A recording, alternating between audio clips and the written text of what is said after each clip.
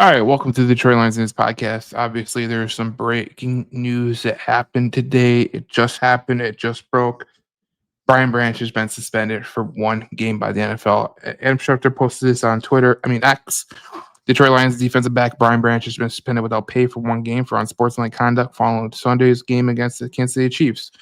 Under the CBA, Brian Branch may appeal the suspension. Any appeal will be decided by either Derek Brooks, former Buccaneer, Ramon Foster, or Jordy Nelson, former Packer. The hearing officers jointly appointed and compensated by the NFL and the NFLPA to decide appeals on off-field player discipline. And this whole situation could have been avoided. You think about what Brian Branch did after the game. I understand he's got a wild side to him. I understand that you are so pissed because of the loss and getting showboated by Patrick Mahomes. When there's been other players that got flagged for something way smaller. I mean, he was taunting Brian Branch in the end zone when he scored that touchdown. But as a player, you have to understand the consequences of your actions. When you look around that defensive back room and you look at your other safety who's dealing with a knee injury, and you look at the cornerbacks and they're not the same. DJ Reed isn't there, Terrion Arnold isn't there.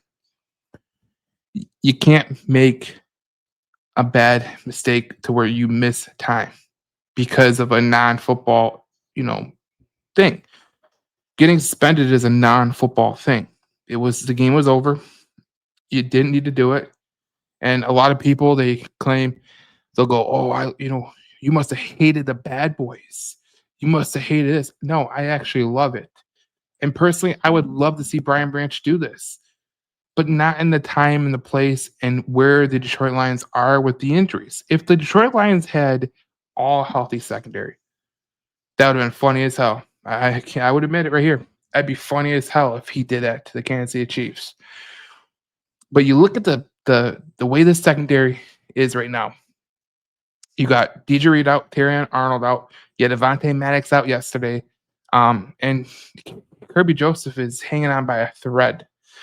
So I, as a player, would have taken it and said, "Look, I'm not going to put my team in the worst situation that you could possibly have, where these players that are not on the field, they're not able to help you. So Branch has to pick up the slack." And by him doing something so dumb, so stupid, and so selfish, it just proves that there's a lot of things that Brian Branch does great. He's one of the best players in the NFL. There's zero doubt about that. But you have to remember a time and a place to do things. I can hanker back to some of the things that a good player does, and it's outside the lines. They could get suspended, but in the end, you're like, okay, I'll deal with it because their on-field product is better than when they do make that mistake. And what this does is it not only is Brian Branch going to get suspended in this game, okay? Getting suspended against the Buccaneers sucks. You look at the injury situation right now where Chris Godwin's not going to play. Buck Irving's not going to play. We don't know the status of Mike Evans and Emeka Ibuka. He could play or not. He could not play. He's going to MRI tomorrow. The way I look at it is this. Not only did you set your team up for failure against the Buccaneers on Monday Night Football, you also set a precedent that the NFL officials are going to come after you in tenfold. Okay, you are going to be the focus of every play. And that's the thing that really is alarming to me, is like that these officials, with the thing that happened after the game, they'll focus more on Brian Branch. And it's already started happening with, after the suspension day where he got kicked out of the game in Green Bay. I see a difference. They've been focusing on Brian Branch pretty good, and I think that's going to happen tenfold. So not only are you going to get suspended in this game against the Buccaneers, potentially these NFL refs are going to look at you and go, flag. They're going to flag you for absolutely no reason, but you put a target on your back, and that's the thing I worry about with Brian Branch. He's a great player, one of the best. You watch him; he's been a key contributor of this team. But there's some little things that he does that really miss the mark. And Brian Branch is a hell of a football player. He's a hell of a football player, but I'm worried that this will put a target on his back.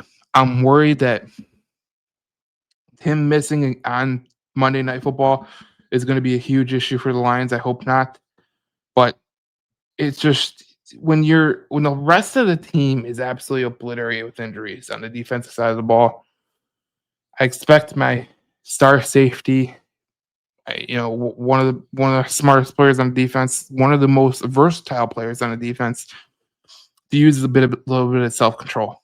Like that's just what I think about it. That like you got to use self control. You have to remember the situation that you're in. Look around the room; it's not the same. Look around at how many people are injured, and you can't make that mistake. And I felt in the moment I was like, "Damn, Brian Branch, that was sweet as hell, man." I loved seeing the passion and the fight and everything. But when you take a step back and you think about it realistically, Dan Campbell alluded to it yesterday. He said it's not acceptable.